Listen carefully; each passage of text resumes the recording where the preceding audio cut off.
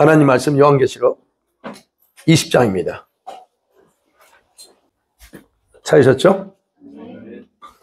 같이 교독합니다. 제가 1절 먼저 읽겠습니다. 또 내가 보매 천사가 무저갱의 열쇠와 큰 쇠사슬을 그의 손에 가지고 하늘로부터 내려와서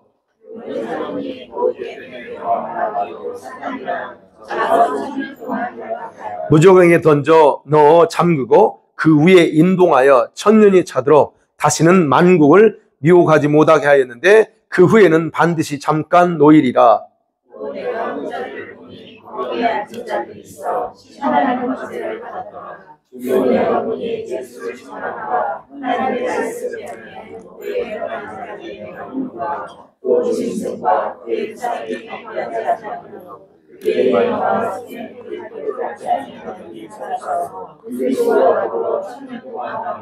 그 나머지 죽은 자들은 그 천년이 차기까지 살지 못하더라. 이는 첫째 부활이라.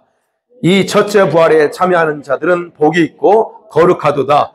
둘째 사망이 그들을 다스리는 권세가 없고 도리어 그들이 하나님과 그리스도의 제사장이 되어 천년 동안 그리스도와 더불어 왕노릇하리로다. 아멘.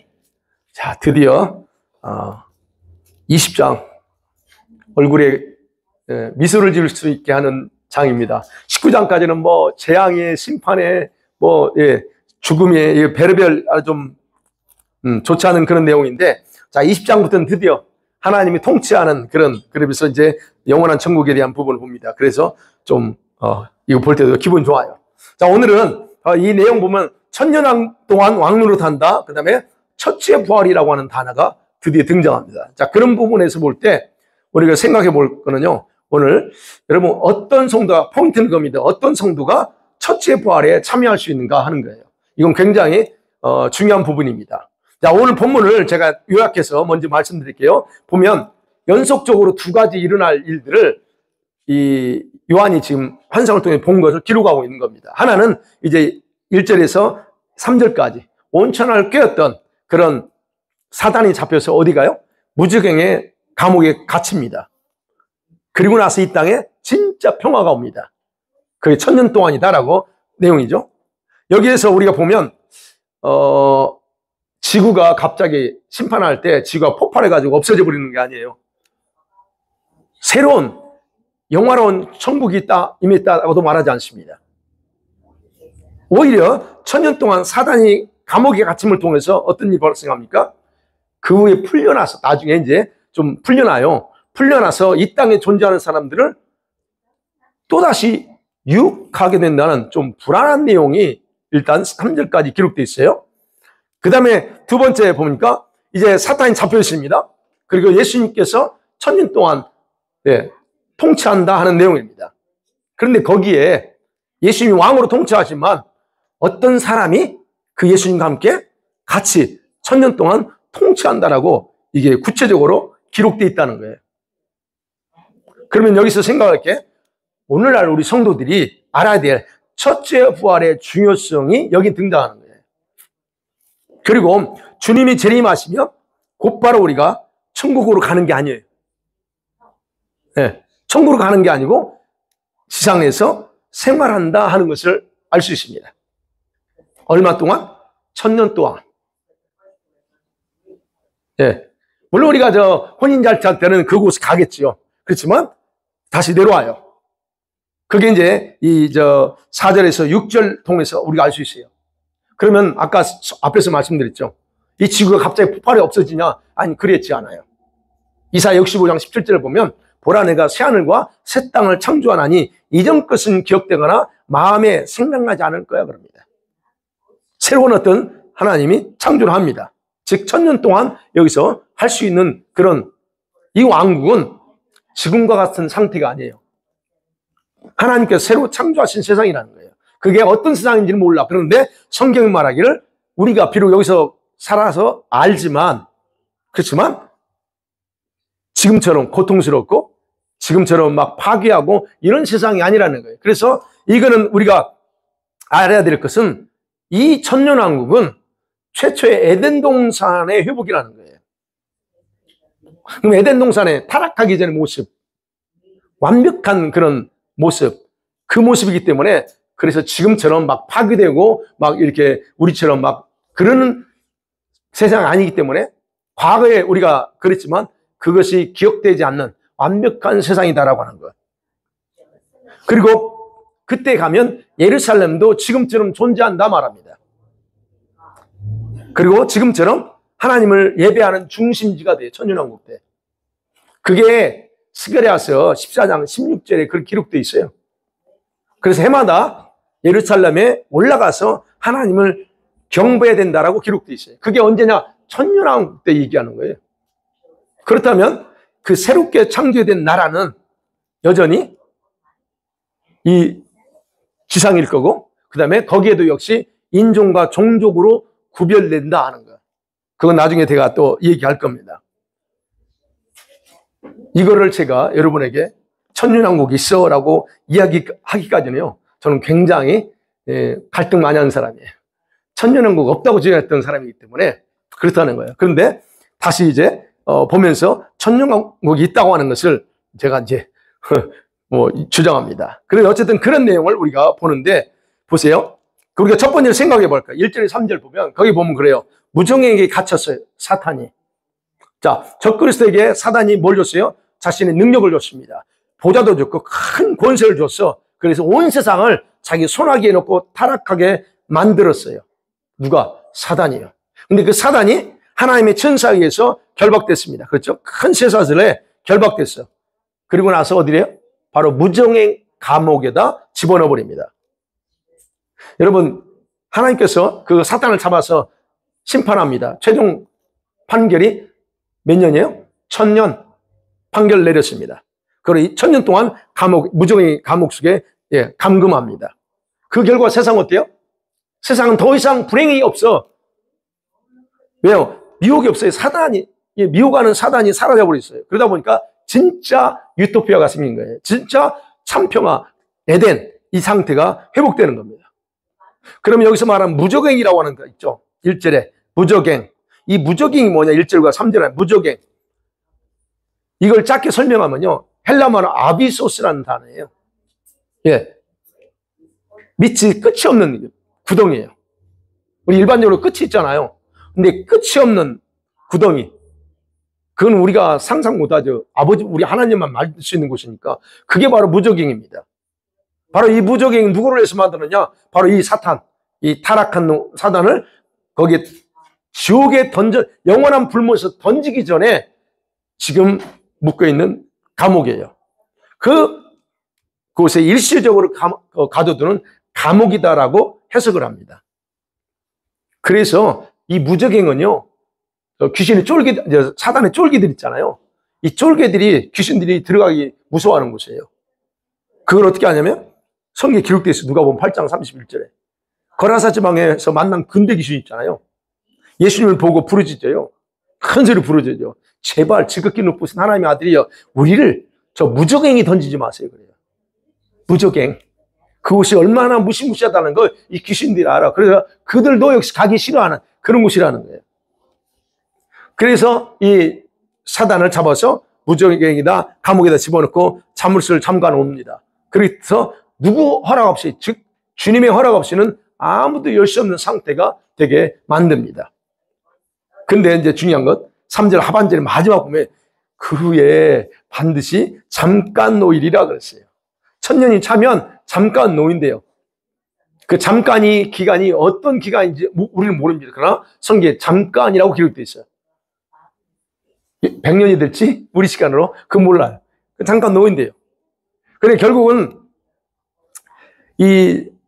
왜 그랬는가 하는 부분에 대해서 제가 얼마나 고민했겠어요?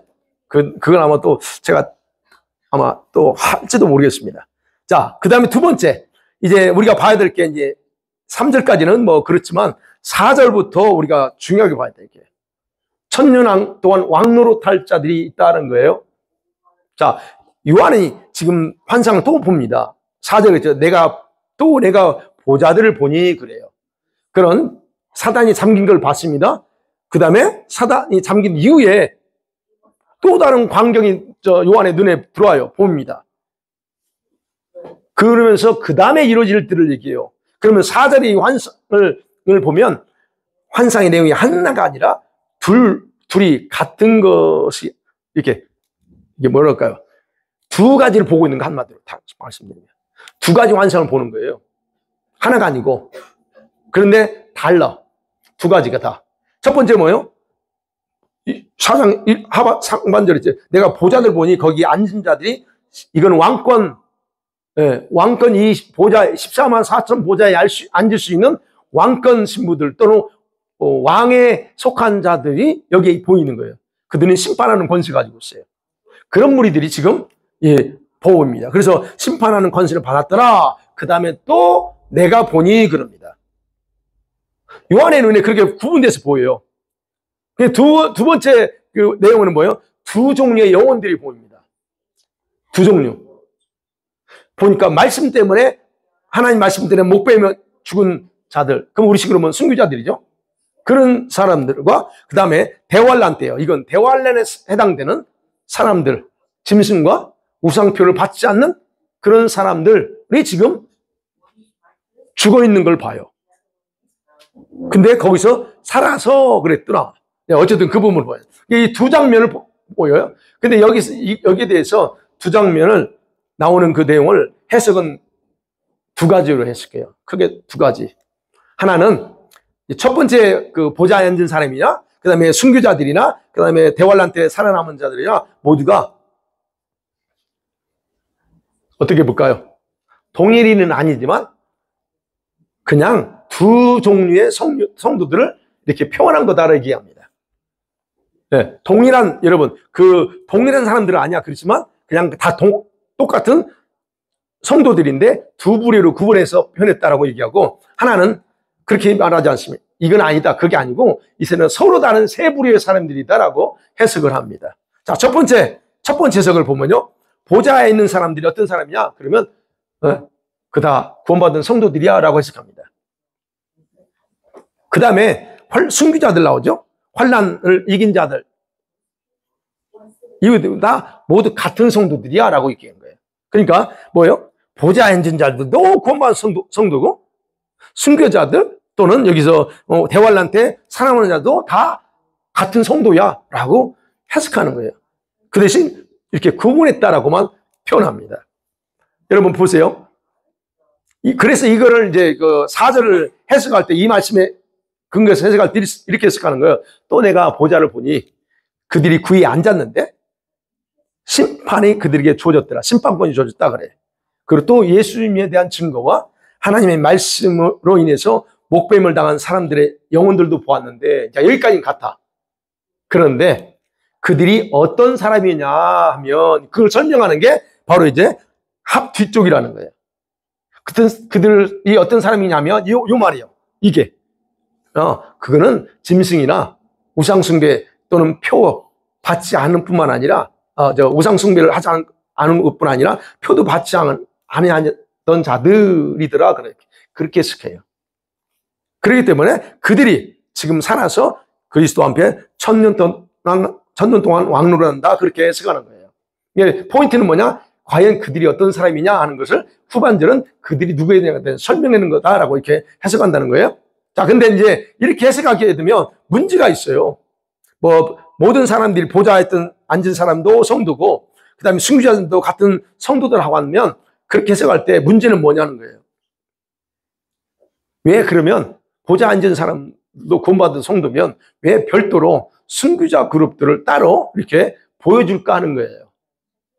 그냥 그렇게 없이 그냥 다 한꺼번에 다 보여주면 되지 왜 구분해서 보여줬을까? 그 다음에 또 하나는 보좌에 앉아서 심판 권세를 가졌다고 그랬잖아요. 그러면 그 가진 성도들은 순교자들과 환난을 이긴 자들과 다르게 왜 높은 위치에 지금 높은 위치에 따로 이렇게 올려놨을까 하는 거예요. 다시 말씀드리면 왜 예수님은 순교자들이 더 영광스러운 위치에 올라가야 되는 거 아니에요? 이긴 자들, 이 대환란에서 이긴 자들이 더 일반적으로 구원받은 성도들보다 더 높은 위치에 올라가야 되는데 그렇게 하지 않고 왜 거꾸로 했을까 하는 거예요. 여러분 요한계시록 3장 21절에 예수님이 그랬잖아요. 이기는 자에게는 내 보좌와 함께 함께 하신다 그랬어요. 내 보좌에 함께 앉게 해주겠다 그래요. 그러면 보세요.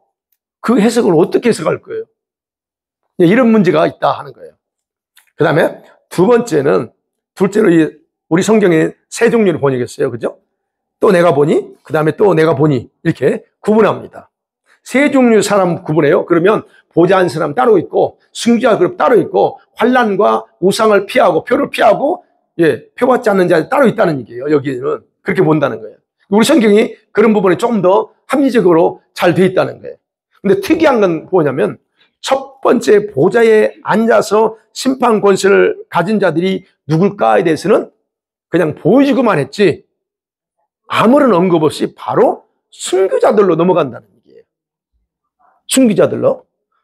그러면 예수님께서 우리가 이제 계시록이나 또는 다른 부분에서 나와 내 보좌에 같이 앉아서 그 철장 권세를 가지고 심판하겠다고 하는 부분은 그냥 이런 식으로 언급되어 있지, 그들이 누가 심판할 거에 대한 부분에서는 구체적으로 기록이 없어요. 단순히 한번 이기는 자에게는 그렇게 나와. 이들은 비밀이에요.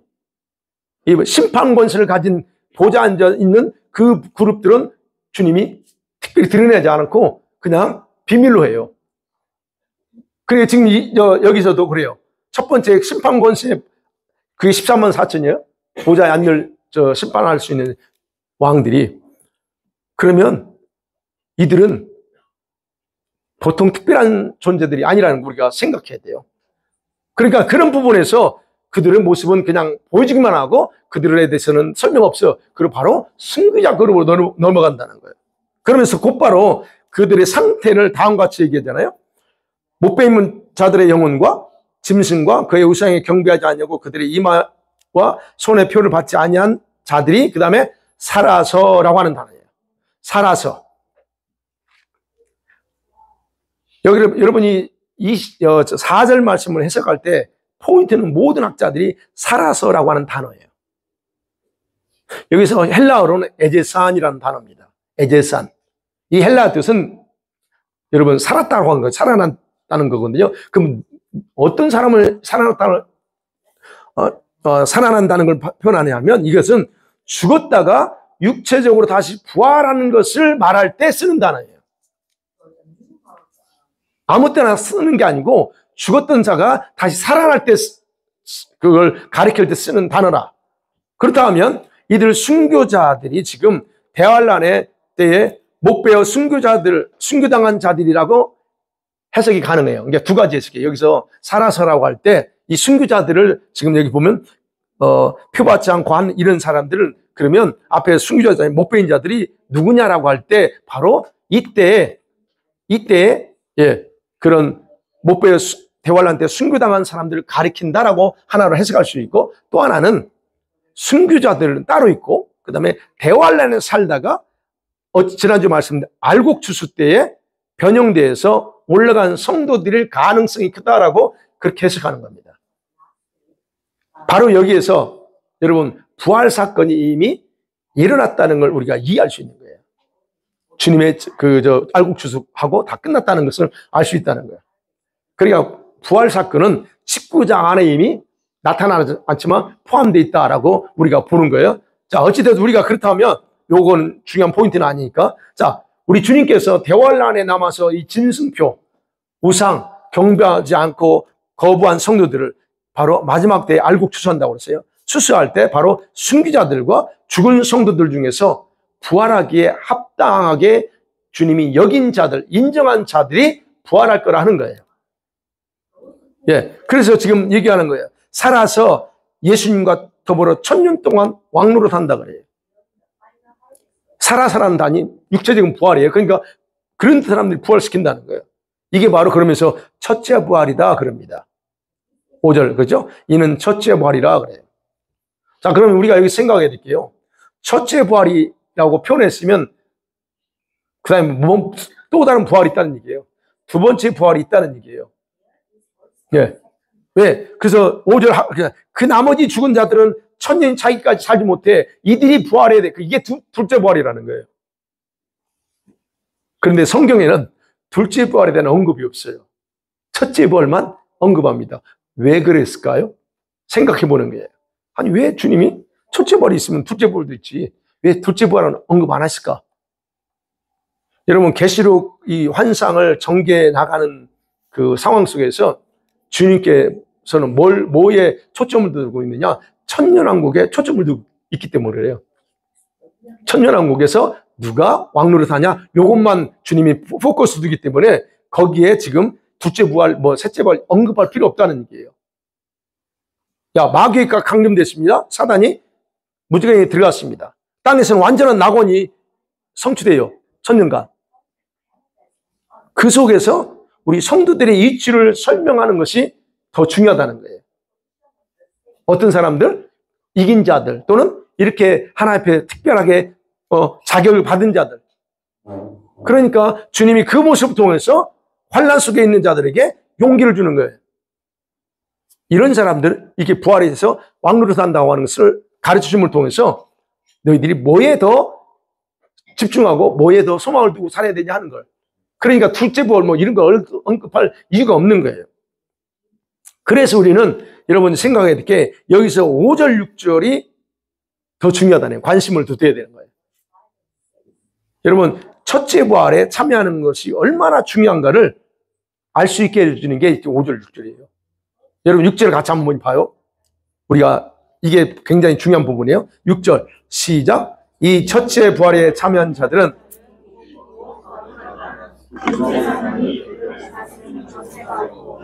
도리어 그들이 하나님과 그리스도의 제사장이 되어 천년 동안 그리스도와 더불어 왕노릇하리로다. 네. 결국 뭐냐면 이 첫째 부활에 참여해야만이 천년왕국에서 통치자로서 거기에 있을 뿐 아니라 영원한 천국에 들어갈 자격을 얻는다 하는 겁니다. 그래서 중요한 거예요. 여러분, 여기 나왔습니다. 첫째 부활에 참여할 수 있는 사람이 정해져 있어요. 어떤 사람이? 여러분 5절에 분명히 있어요. 그 나머지 죽은 자들은 부활 못해요? 그러면 그들이 누구냐 하는 거예요. 5절에서 나머지 죽은 자들이 누구요? 보통 다 누구냐라고, 이게 그들이 누구냐라고 말할 때 예수 믿지 않고 죽은 불신자들이다라고 대부분 다 해석합니다. 목회자들이. 왜냐하면 6절에 보면 둘째 사망이라는 단어 나오죠. 둘째 사망이 그들을 다스리는 권세가 없다 그래요. 이 말씀 때문에 다 불신자라고 해석합니다. 구원받은 성도들이 영원한 이게 둘째 사망은 영원한 사망이에요. 이거는 불못에 들어가는 거예요. 영원한 진짜 우리가 말하는 지옥이 불못이에요. 근데 여기에 들어가는 사람들이에요. 그러면 생각해봐요. 아니, 구원받은 성도들이 그런 영원한 불못에 해당되는 둘째 사망에 참여할 수 있을까? 이건 모순이야 라고 여기기 때문에 그렇게 얘기하는 거예요. 그래서 여기서는 다 불신자야 라고 말한다는 겁니다. 그런데 우리가 봐야 될 건 환상을 보고 있는 요한에게는 그들이 불신자의 부활을 의미하지 않는다. 요한은 다 알아요. 당사자인 요한은 그게 무슨 의미인지를 안다는 얘기예요. 부활의 개념은 믿는 자들에게만 적용되는 거거든요. 믿는 자들에게만. 물론 이제 모든 사람 죽으면 다 나중에는 최종적으로 살아나요. 그렇지만 여기서는 지금 환상을 통해서 요한이 보는 거는 믿는 자들이란 부활을 얘기해요. 그리고 주님이 재림하실 때 부활은 우리가 아는 것처럼 오직 믿는 성도들에게만 일어나요. 불신자들이 예수님 재림할 때 부활하는 것 같으세요? 아니, 부활 안 합니다. 그들 언제 부활해요? 20장 11절 그때 백보자 심판 때 부활합니다. 그때 부활해요. 천년왕국 지난 후에 백보자 심판이 있거든요. 그 이후에 그때 부활해요. 왜? 뭐 하려고? 심판받으려고. 그래서 여기 말이요. 여기서 살지 못하더라 그랬죠. 5절에 천년이 차이까지 살지 못하더라. 여기서 헬라어 단어가 또 여기서 나와요. 헬라어 단어 에제산. 아까 사라서라고 하는 에제산이라는 단어를 나왔죠. 그러면 천년이 지나기까지 육체적인 부활을 하지 못한다는 말이에요. 육체적인 부활을. 그렇다면 보세요. 첫째 부활에 참여하지 못하는 성도들은 둘째 부활 때 부활한다 생각하시면 돼요. 제가 예전에 말씀드렸죠. 아니, 십자가 우편에서 죽었던 강도 아무것도 하지 않고 그냥 하나님의 겨우 근한 은혜로 그냥 낙원에 간 그 사람이 예수님 재림할 때 그가 부활할 수 있느냐?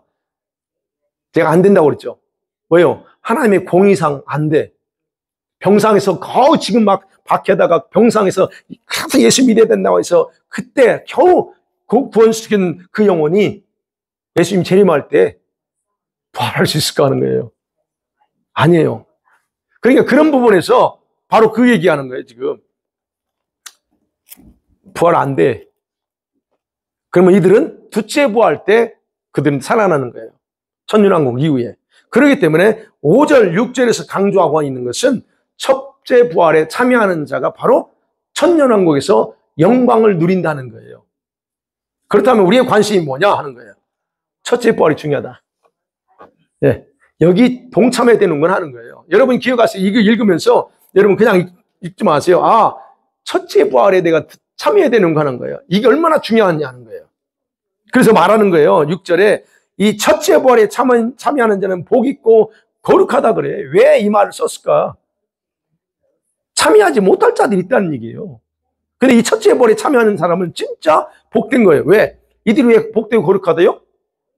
두 가지를 유기해요. 하나는 둘째 사망이 그들을 다스리지 못해. 그래서 첫째 부활에 참여하는 사람들은 둘째 사망, 즉 우리가 말하는 불못 또는 지옥과 관계가 없어. 그게 지금 그럴 수 있게 하는 거잖아요. 둘째 사망, 불못 아니에요? 네. 그런데 여러분, 이 사망이요, 불신자에게만 해당될까 하는 거예요, 여기서. 여러분 기억하셔야 돼요. 이 사망이라는 단어, 죽음이라는 단어. 여러분, 불신자에게만 해당되냐? 아니면 성도라고 하는 사람들에게도 이 둘째 사망에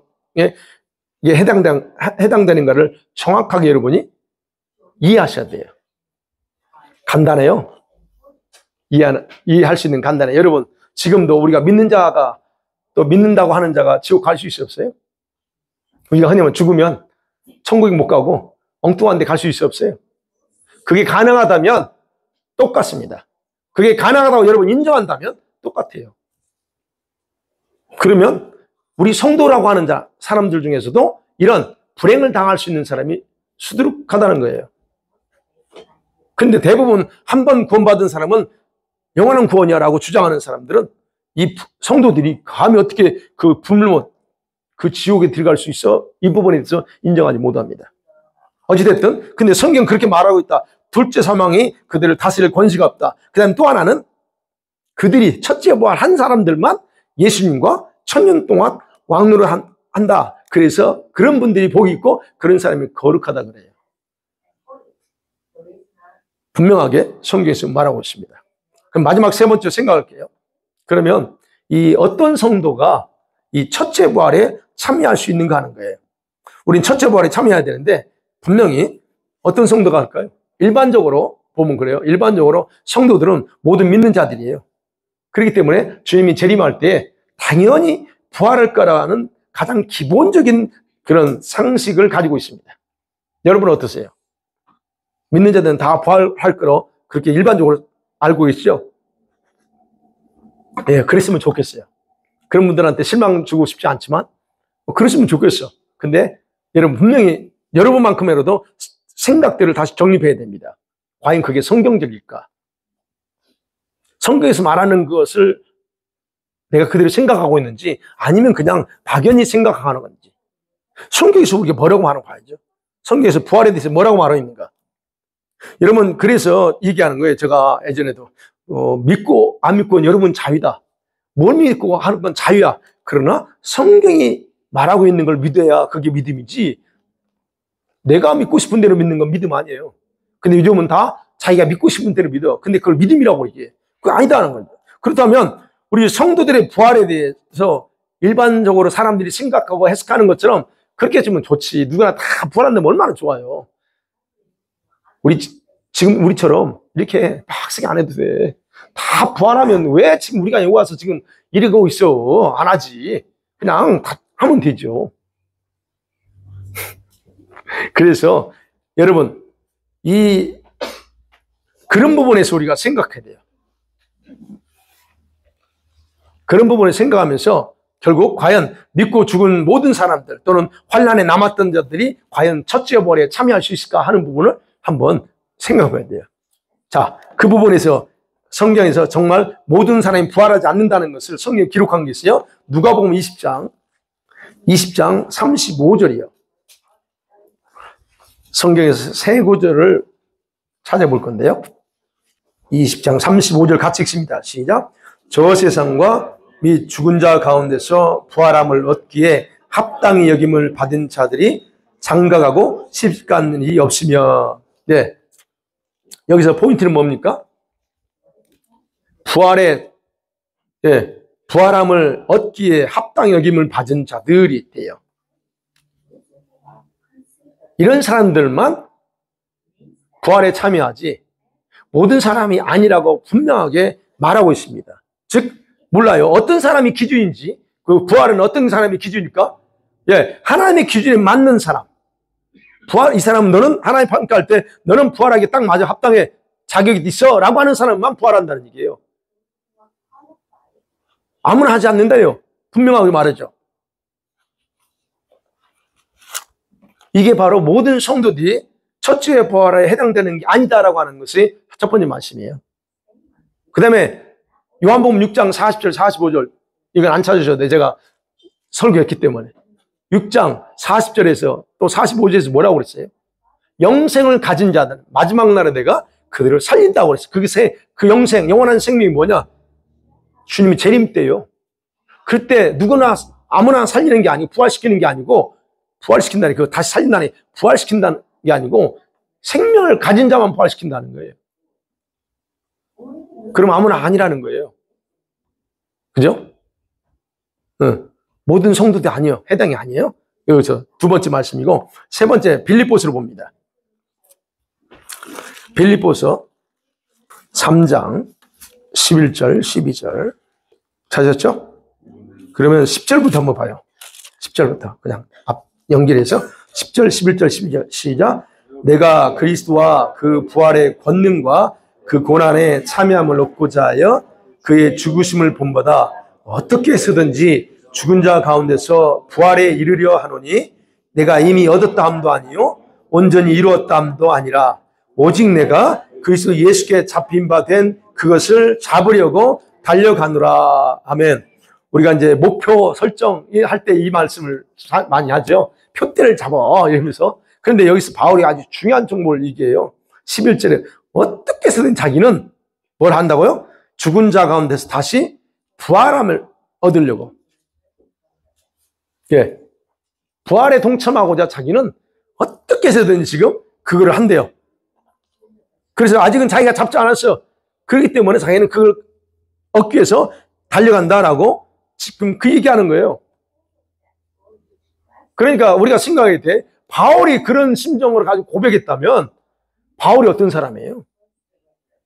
바울이 그 위대한 사도 아니에요?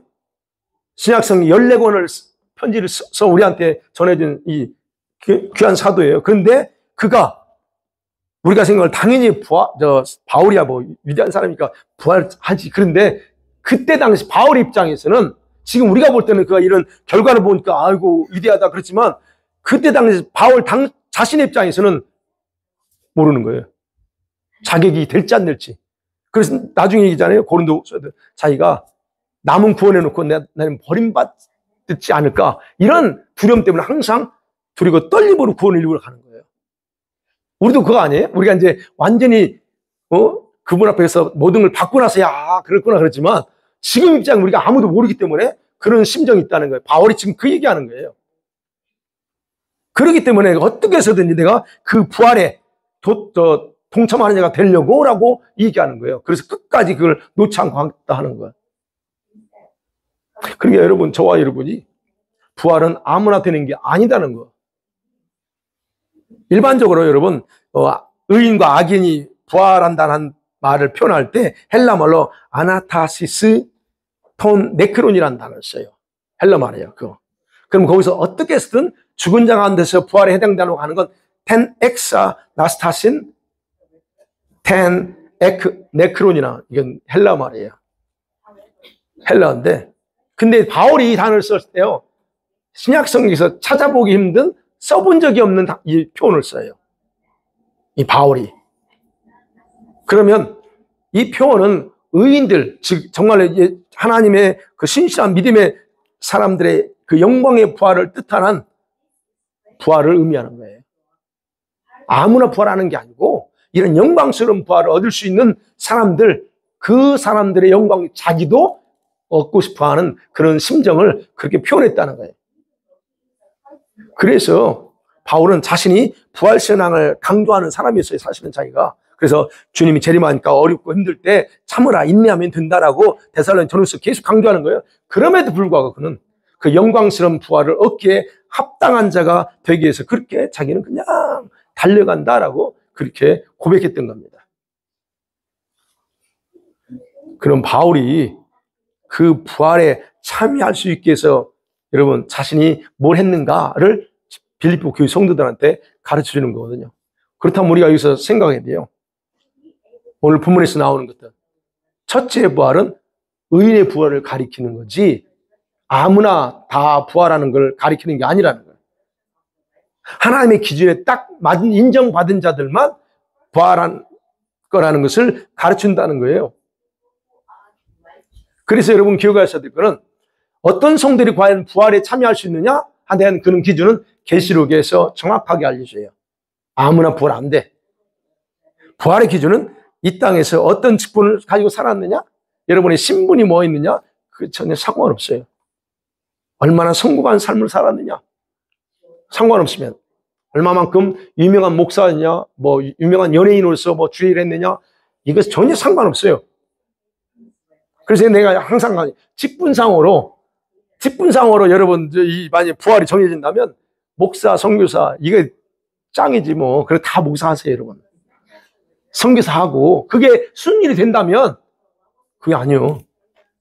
그러니까 여러분 기준은 우리 인간이 정한 직분에 의해서 되오는 게 아니에요. 그분이 정한 것의 기준에 맞아야 된다는 얘기예요. 쉽게 표현하면 뭐예요? 여러분의 영혼이 얼마나 거룩하게 보존하고 살아왔느냐예요. 얼마나 성화되어 나가는 그런 삶을 몸부림치며 살았느냐 하는 그게 가장 중요한 기준이에요. 다시 말씀은 요한복음 6장에서 영생을 받아가지고 지금 내가 지금 살고 있느냐, 요게 기준이라는 거예요, 결국은. 그래서 여러분 사역의 활동이 여러분 중요하지 않다면 여러분 또 오해할까? 여러분 우리가 사역하고 뭔가 하는 것이 최고는 아니에요. 그 중요하지만 필요하지만 그게 전부가 아니라는 거예요. 이거 하면서 망한다니까요. 홈리스 사역하고 선교 사역하고 저 어디 땅 가서 사역하고 여기서 목회 유명한 사역하고 그렇게 사역하지만 근데 자기 영혼은 망할 수 있다는 얘기예요. 자신의 내면, 자신의 그 거룩함은 돌아보지 않고, 즉 첫사랑은 다 까먹어놓고 그냥 외적으로 나타나는 어떤 믿음의 선한 행위들만 하고 사는 사람들, 그러다가 망하는 거예요. 에베소 교회가 그거 아니에요. 그냥 그런 부분들이 우리가 얼마든지 가능하기 때문에 우리가 추가해야 될 게 뭐냐 하는 거예요. 내적인 부분이에요. 네. 그래서 여러분 첫째 부활에 참여할 성도들은 어떤 성도들이요? 분리하면 그래요. 계시록에 나오네. 이긴 자들이요. 이긴 자들은 그들은 정해져 있어요. 흰 옷 입고 산 사람들. 흰 옷. 적어도 흰 옷 입어야 된다 그랬죠. 그래서 제가 계속 기도해요. 하나님, 이번에 그 4월달 집회 때 어찌됐든 우리 교회 모든 성도 다 흰 옷 입혀달라고 제가 계속 기도합니다. 네? 입은 사람도 있지만 아직 입지 않은 사람이 있어요. 그럼 어쨌든 누구든 우리 청년들이든 누구든 다 할 거 없이 어제도 주님 하나하나 불러오면서 다 이번에 다 흰 옷 입혀주세요. 이거예요, 이거. 그럼 일단 우리가 그래서 흰 옷 입은 것은 그러면 다 어쨌든 모든 게 다 보장돼. 그런 거 또는 우리 나온 순교자들도 신부 단장한 사람은 이건 말할 것도 없죠. 14만 4천? 이런 사람도 해당되는 거예요? 짐승의 표 거부하고 그리고 순교를 당하든 뭐 이런 분들한테는 다 결국 여기에 이 첫째 부활에 왜 오늘 본문에 그랬잖아요. 첫째 부활을 참여하는 사람들이 따로 있다고. 그렇다고 하면 이런 분들은 이미 성경에 첫째 부활은 정해져 있다 하는 것을 우리가 확연하게 볼 수 있습니다. 말씀 맺어볼게요. 오늘 본문에서 저와 여러분에게 이 천년왕국에서 누가 왕노릇하며 그리고 주님과 함께 살 것인가에 대한 도전이 있어요. 첫째 부활에 누가 참여할 거냐? 예, 아무나 왕노릇하지 못해요. 첫째 부활 한 사람들만 천년왕국에서 예수님과 같이 왕노릇해요. 근데 왕노릇하는데 이분들이 뭐 하느냐? 6절이겠죠? 그리스도의 하나님과 그리스도의 제사장이 되어서 그 천년왕국에서 제사장으로서 예배자로, 즉 그 천년왕국에서 살고 있는 자들, 그런 사람들을 예배하는 법, 하나님을 경외하는 법, 이런 것들을 지도하고 가르친 일을 할 수 있어요. 누가? 바로 이 부활에 참여하는 사람들. 네. 그러니까 첫째 부활이 가장 중요하다는 게 지금 오늘 본문에서 얘기해요. 이게 바로 우리가 받아야 될 도전이죠. 나 여기 가야 되겠다. 네. 그래서 여러분, 만일에 여러분과 제가 첫째 부활에 참여할 수 없게 된다. 만일에 이거요. 만일에 그렇게 된다. 그러면 여러분에게 가장 불행한 일이 될 수 있어요. 부활 못한다는 건 여러분, 천년 후에 언젠가는 부활하겠지만 그때 어떻게 될지 아무도 몰라. 그리고 오늘 말씀과 관련돼서 여러분, 그래서 우리 예수님께서 우리 자신에게 무엇을 적용하기 원할까? 여러분 어떤 걸 원할 것 같아요, 주님이? 오늘 그 본문에서 우리에게 말씀할 때. 제가 늘 강조하는 거예요. 항상 나를 돌아봐야 된다. 나 자신의 신앙을 돌아보고 영의 상태를 돌아봐야 돼. 항상 우리 인간이기 때문에 나태해지지 않도록 늘 자기를 돌아봐야 돼요. 예, 왜 나태해 주는 줄 아세요? 한 번의 기회를 허용하면 그 다음부터 자기도 모르게 자꾸 가요. 그래서 생각이 어떻게 움직이는가 알겠잖아요. 지금 연초님께서 뭔가 마음에 결심했기 때문에 쭉 가지만 어느 순간에 여러분은 생각이 돌아갈 겁니다.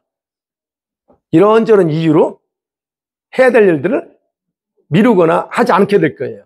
생각이 돌아간다니까, 그게 자연적으로. 그러면 그게 내가 여기까지구나.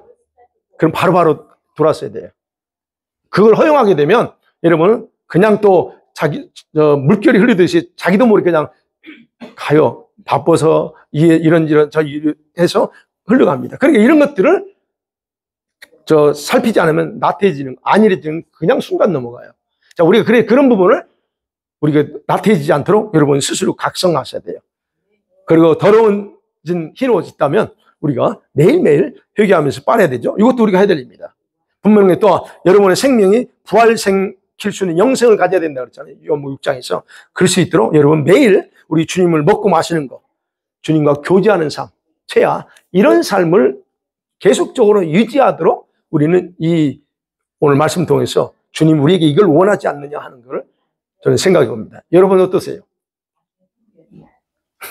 할렐루야. 자, 그래서 이런 삶으로 우리 다시 한번 변질되지 않도록, 나태해지지 않도록 자신을 이렇게 갖고 나갔으면 좋겠습니다.